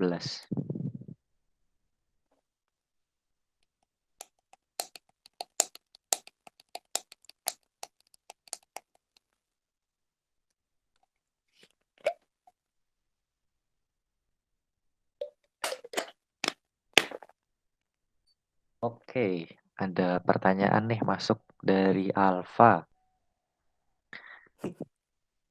Kalau di kantornya banyak cewek enggak? Woi, coba dari Mas Irfan dulu deh. Oh, jelas banyak. Dan modis-modis kalau di sini. Gila sih. Lokasi di Timpang mana sih, Mas? sama ya, Kantornya di mana lokasi sih? di ini Jakarta Pusat, Oh, Sudirman, Jakarta. di BNI, gedung BNI kalau tahu. Kalau ditanya banyak Di, ceweknya banyak di karena di sini nggak terlalu teknikal. divisinya Mas, banyak ceweknya juga nggak? Hmm. Oh, di Jadi emang divisi. klien ya? Iya, jadi nggak semua ilkom kan fokusnya di sini, lebih ke consultingnya juga kan. Jadi banyak Oh, orang berarti manajemen, banyak orang bisnis. banyak beda Makanya itu prodi campur. gitu ya emang. Karena bukan startup kan, bukan startup IT. Ini Bertanya emang banyak banyak. tergantung bener-bener tergantung kebutuhan perusahaannya ya. Butuh apa, terus dapat resource yang kayaknya sesuai nih sama kebutuhan kita, ambil gitu ya, Mas? Iya. Dan resource-nya kan memang kalau kantorku nggak terlalu IT banget gitu. Hmm. Lebih pamornya lebih gede bisnisnya sih sebenarnya. Orang bisnisnya. Lihat nama univ nggak sih, Mas? Atau dari kalau jurusan kan nggak lihat ya, nggak terlalu lihat, tergantung. Kalau nama univ tuh lihat nggak? Kalau boleh jujur iya sih. Kalau di sini ya. Jadi kayak Hmm. lulusan dari kampus-kampus gede agak sedikit diistimewakan gitu kalau di sini ya. Tapi Diistimewakan kan tuh di sini dalam doang sih. jalur masuknya kan, atau di dalamnya juga? Dalam role pekerjaan sih. Jadi kayak di sini kan sistemnya level gitu ya. Ada level Ah. 1 sampai sekian gitu. Jadi aku masuk langsung level 11 lah. Nanti makin naik makin kecil angkanya. Nah, Nah, kalau naikin kampus-kampus gede itu XP-nya gimana, Mas? naikin XP. Naikin XP-nya ya performance sih. Leveling, grinding. Apa Kalau kampus farming gede itu project atau rata-rata farming client gitu? bisa langsung level 11. Tapi kalau yang lain bisa jadi mulai dari level 12 dulu gitu. Emang agak di spesialin. Nggak tahu sih dari sananya. Oh, Di sini doang tapi ya.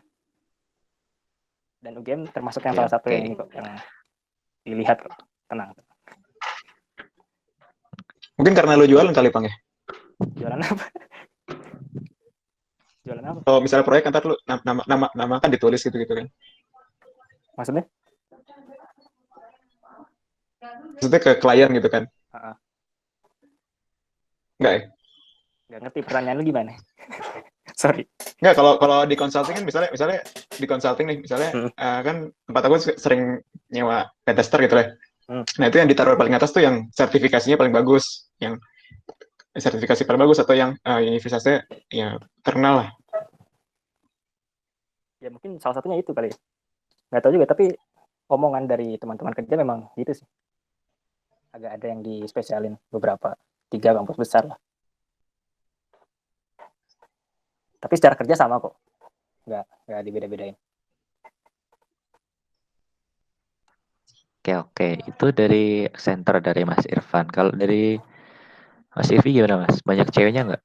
Bidang offensive security engineer. Kayaknya kan cowok banget kan namanya. Sangar gitu. Ada ceweknya nggak Mas? Kalau di tim ada, kalau di kantor banyak. Oh oke. Aku yang nge-lag atau kamu? Nggak kok udah. Oh, ya, bagus ya. Bagus. Ya, jadi kalau di kantor banyak, kalau di tim aku ditambah blue team atau defensive team itu 3 orang ceweknya. Dari? Dari berapa ya? 1, 2, 3, 4, 5, 6, 7, 8, 9, 10, 11, 12. Dari 12, 3 orang.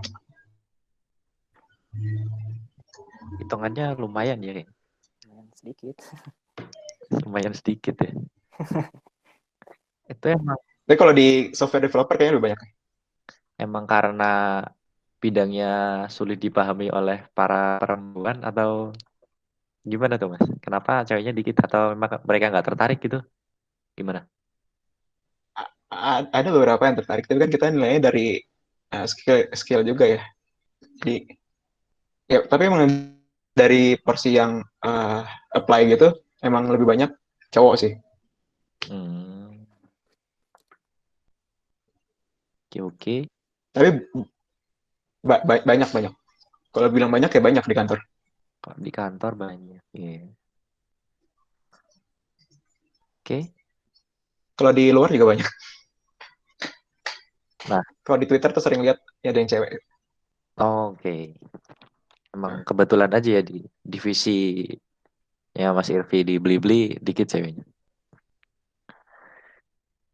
Lanjut pertanyaan selanjutnya nih dari Muhammad Rizky Hairullah.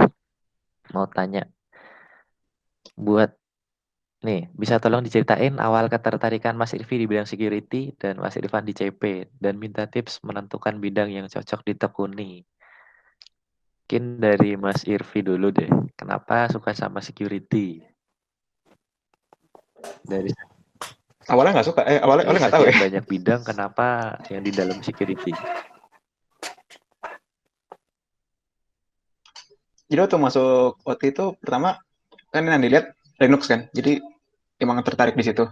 Jadi tertarik di Linux. Dulu saya juga daftar CP, jadi CP duluan baru ke SLOS.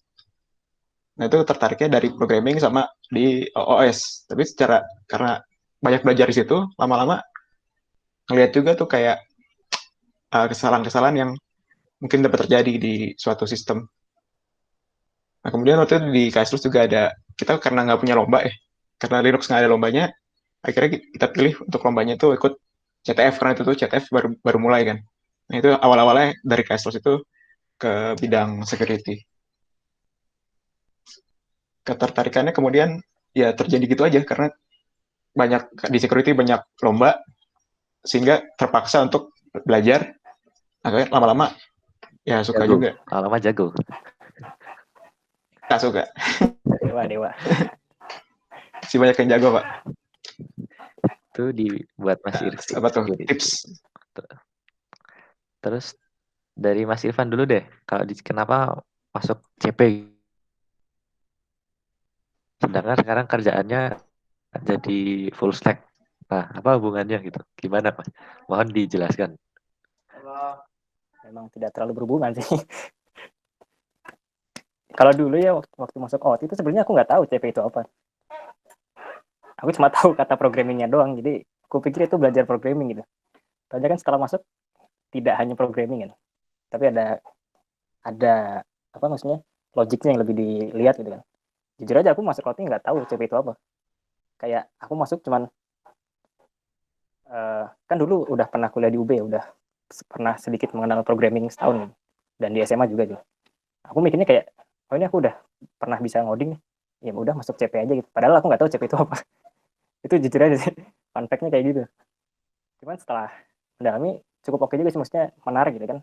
Itu agak-agak beda dengan ilmu yang lain kan. Itu kayak ilmu yang dilombain gitu lah. Cuman dari output-nya itu lumayan kental sih. Kayak CP itu kan dikuatkan di logikanya ya, maksudnya bisa jadi basic ke bidang-bidang yang lain. Entah jadi developer game, developer mobile apps, itu ada porsi CP-nya yang dipakai di situ sih, kalau seperti itu. Kalau di awalnya tertarik ya, nggak tahu juga, bahkan nggak tahu itu CP itu apa. Jujur aja. Oke, jadi awal ketertarikan CP karena ada programmingnya. Ya, sesimpel kata itu. programming. Masih polos bro, nggak tahu apa-apa. Oke. Terus nih untuk tips menentukan bidang yang cocok ditekuni itu, kalau katanya Mas Irfan sih tadi kita belajar secara luas dulu, ada apa aja kita pelajari semua, terus kita ambil yang paling cocok dan kita bisa gitu. Kalau kata Mas Irfi tadi, tentuin dulu kita nanti pengen banget kerja di bidang apa gitu. Terus kita tarik ke belakang, kira-kira skill-skill yang dibutuhin tuh apa aja dalam menunjang kerjaan kita nanti gitu. Atau mungkin dari Mas Irfan mau nambahin, silahkan dari Mas Irfan dulu deh, tips menentuin bidang yang cocok ditekuni. Ya, itu sih explore. Dan nggak hanya explore ya, maksudnya dicobain gitu. Kalau kalian ngelihat, wah game dev nih menarik nih, ya cobain bikin gitu. Bisa apa enggak, maksudnya enjoy apa enggak ngerjainnya gitu. Terus nggak hanya di ilmunya, tapi di masa depannya. Apakah kalian emang benar-benar niat, misal poinnya game dev tadi, pengen kerja sebagai game dev apa enggak gitu. Dilihat nanti kerjanya itu sebagai apa sih. Kalau kalian mementingkan gaji misalkan, dilihat rate gaji sebagai ini tuh segimana, apakah cocok nantinya gitu. Enjoy apa enggak ngerjainnya, itu sih. Dicoba dulu.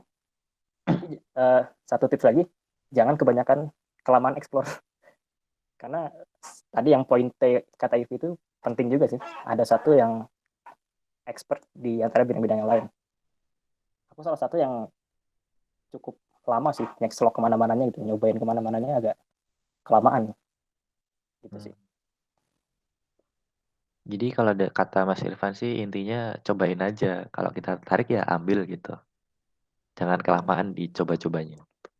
Iya, jadi kalau dicoba-coba terus kayak kalian nggak expert di salah satu. Bisa semua tapi nggak jadi expert ya. Kecuali memang kalian bisa expert semua. Hebat sih, avatar itu. Avatar. Masih ada ya istilah avatar ya? Oh masih, di 18 Oh, masih ada kok. Ada manusianya? Ada. Oh, bagus lah. Nah, terus kalau dari Mas Irfi gimana Mas? Ya, intinya sama sih yang tadi, yang Prof tadi ya. Tapi ya ada istilah Jack of all trades, Master of none kan. Nah itu jangan kayak gitu, tapi Jack of all trades, Master of one. Jadi harus ada satu bidang yang benar-benar expert banget, dalam banget. Berarti kalau dari Mas Irfi sendiri sih lebih ke pelajari apa yang kamu suka, tapi benar-benar nyatin salah satu dari itu semua, gitu ya Mas? Gitu benar. Jadi yang diniatin itu yang benar-benar teman-teman suka dan teman-teman niat mau memperdalam lebih lanjut gitu. Oke. Mungkin ini pertanyaan terakhir ya. Dari Wildan Akifin. Kak, tolong kasih rekomendasi untuk belajar programming bagi pemula yang buta programming, khusus di OS Linux. Mungkin buat Mas Irfi deh ini kayaknya. Iya. Tapi sebenarnya sama aja sih. Oke, Sama aja ya? mungkin dilurusin dulu ya. Coba silahkan. Dilurusin dulu ya. Mungkin OS-nya untuk programming itu sebenarnya nggak terlalu penting. Ya.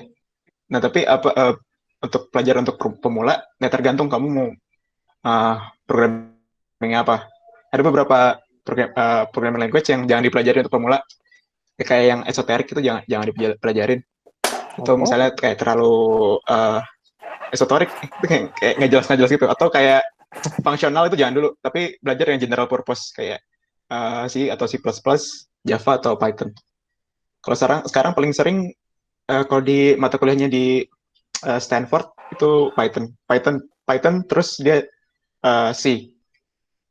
Kalau mau tahu itunya mata kuliah kayak namanya CS50 deh.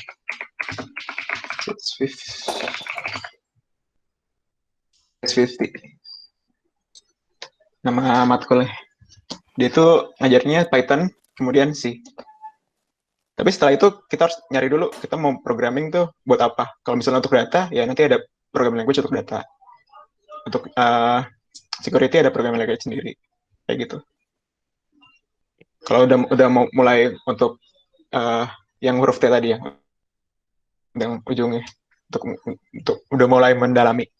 Tuh, mungkin buat Mas Wildan bisa dieksplor dulu kira-kira bidang apa sih yang mau didalemin gitu. Terus nanti cari bahasa pemrograman ya mungkin yang bisa dan sukai gitu atau yang efisien. Iya, kalau suka Linux berarti C. Ada perbedaan-perbedaan khusus nggak sih Mas antara bahasa pemrograman satu sama yang lain untuk pemula? Untuk pemula sih nggak bakal kelihatan ya, karena programming kan untuk ada sesuatu pola instruksi yang untuk kamu untuk melakukan sesuatu hal ya. Itu sebenarnya nggak jauh beda antara C dan C++ atau misalnya C dengan Python. Apakah dua-duanya bisa melakukan suatu tujuan yang sama? Ya tentu aja bisa. Tapi untuk pemrograman apa yang untuk pemula itu untuk paling baik adalah yang paling mudah dibaca, paling mudah diketik. Nah itu bisa milih Python atau uh, C. C atau C++.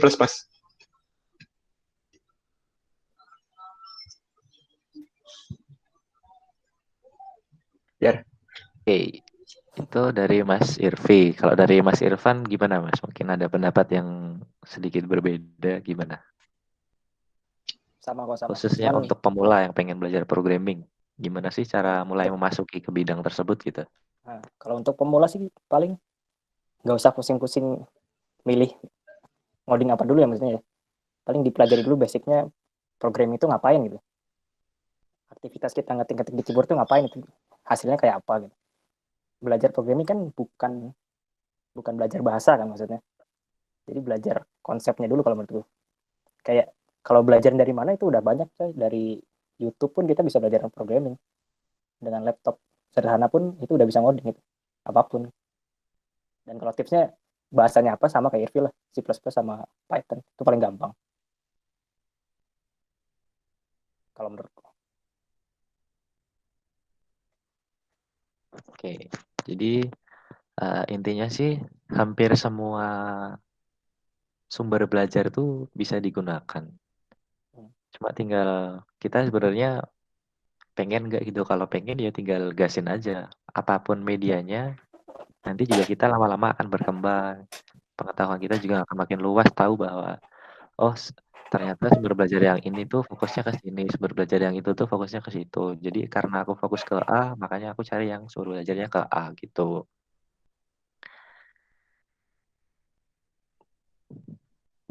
Mungkin karena pertanyaannya itu aja. Mohon maaf teman-teman yang belum bisa bertanya, mungkin nanti bisa ditanya di lain waktu.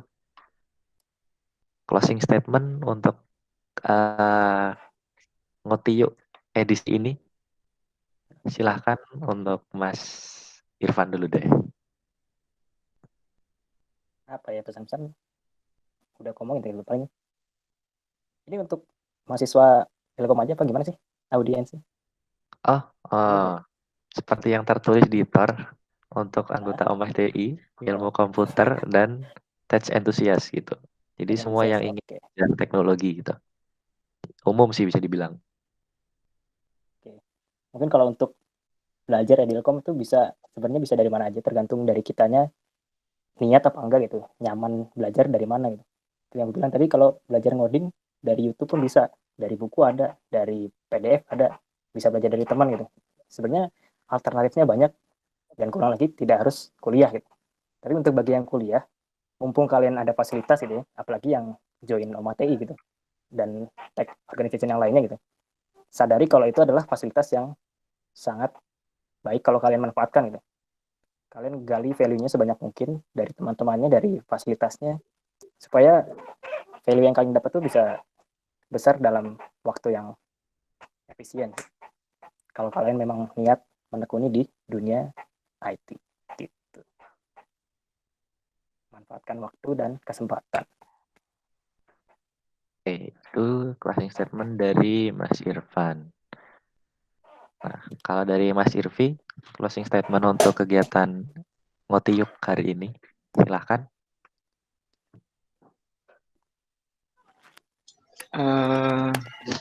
Mungkin itu tadi ya, kalau Ipang bilang kesempatan dan kesempatan yang ada di OT sekarang dimanfaatin secara maksimal. Mungkin kalau dari aku coba paksa untuk mengeluarkan skill kita. Jadi nyari output. Kita harus nyari output. Mau dikeluarin kemana nih skillnya? Nah itu bisa ya cari intern atau cari proyek, atau misalnya kalau sekarang kan lagi pandemi agak susah kan, mungkin bisa mulai dari kontribusi di open source atau misalnya bikin proyek-proyek kecil sendiri bersama teman-teman kayak gitu. Oke. Intinya outputkan apa yang kamu pelajari. Oke, intinya kita harus punya output gitu walaupun sekecil apapun gitu ya, Mas. Iya, betul sekali.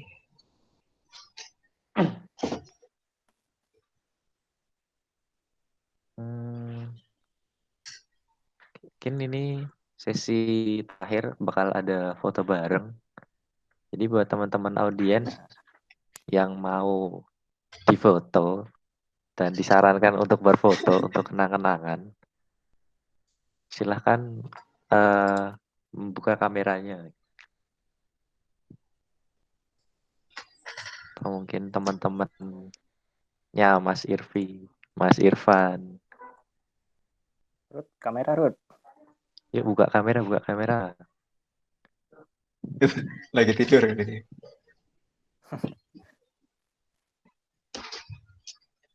Malu-malu. Ini kok ada Natsir? Baru tahu.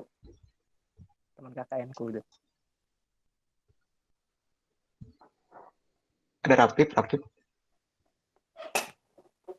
Nah, itu ada yang Untuk buka. foto ini bisa dipandu sama Mas Fadlan. Silakan Mas Fadlan boleh ambil alih saya untuk foto. Fadlan tuh PH juga ya?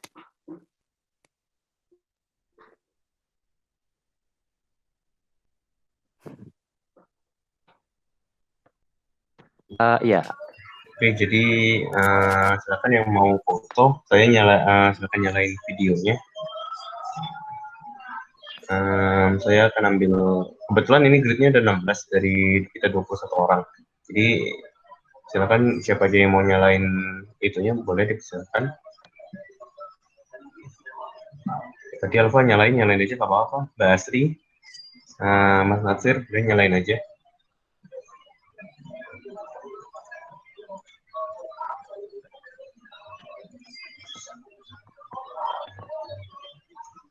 Oh, kayaknya nggak ada yang nyala videonya. Gini aja Pak Yar.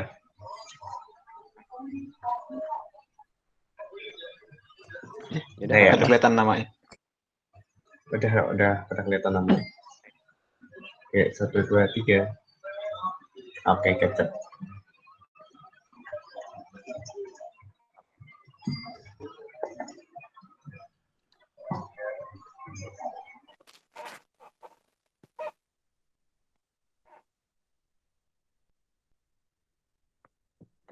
Udah belum ya, Boy? Udah. Oke. Mungkin demikian dari kami.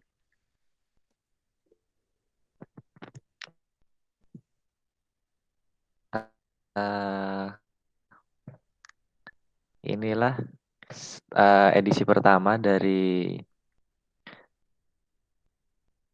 Ngoti Yuk yang pertama. webinar pertama dari OT. Doakan saja ke depannya kami bisa menjalankan Amin. agenda ini Lanjut lah. lagi. Hitung-hitung buat nambah-nambah kenalan, reuni gitu. Amin. Mungkin nanti kami juga mohon masukan juga dari alumni-alumni Omah TI biar Ngoti Talk, Ngoti Yuk ke depannya bisa lebih baik lagi. Gitu. Nah, sebelum aku tutup, ada feedback yang mohon diisi oleh teman-teman peserta atau pemateri juga boleh. Ada feedbacknya, silahkan diisi buat kebaikan Ngoti Yuk ke depannya. Oke, akhir kata dari aku